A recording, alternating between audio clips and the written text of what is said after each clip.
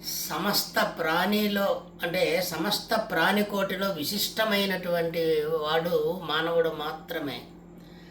జన్మ నొందినటువంటి ప్రతి మానవుడు 3 రుణాలు తీర్చుకోవాలి. ఒకటి దైవ రుణం, 2 ఋషి రుణం, 3 పితృ రుణం. పితృణం అంటాం.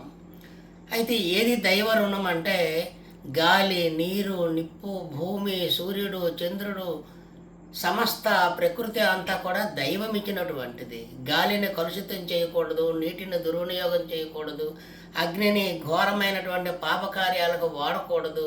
అలా ఉంటూ ఆ రుణాన్ని తీర్చుకోవాలి సక్రమమైనటువంటి పద్ధతిలో. అలాగే ఋషి రుణం అంటే తరగతి గదిలో పాఠాలు చెప్పే వాళ్ళని హై స్కూల్ స్థాయి వరకు అయితే మాస్టర్లు అంటారు, అదే పై స్థాయికి అయితే లెక్చరర్లు అంటారు. కానీ అసలైనటువంటి గురువులు ఉన్నారు మనకి, వాళ్ళే ఋషులు. మన భారతీయ సనాతన ధర్మానికి మూలమైన వేదాలు, పురాణాలు, ఇతిహాస గ్రంథాలు, ఉపనిషత్తులు ఇవన్నీ కూడా వాళ్ళు రచించినవే.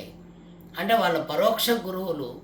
అలాంటి ఋషులను కూడా స్మరిస్తూ వాళ్ళు చెప్పినటువంటి అంశాలను ఆచరిస్తూ మనం ముందుకు వెళ్ళాలి. తద్వారా ఋషుల రుణాలు తీర్చుకోవాలి. వ్యాసుడు, వాల్మీకి ఇలాంటి గొప్ప గొప్ప ఋషులను ఎప్పుడూ స్మరించాలి. తరువాతది పితృణం. జన్మనిచ్చి పెంచి పెద్ద చేసి మనల్ని ఇంత వాళ్ళగా చేసిన తల్లిదండ్రుల రుణం ఖచ్చితంగా తీర్చుకోవాలి. ఈ 3 రుణాలు తీర్చుకున్నవాడు మాత్రమే అసలైనటువంటి మానవుడు, మానవత్వం ఉన్నవాడు అవుతాడు.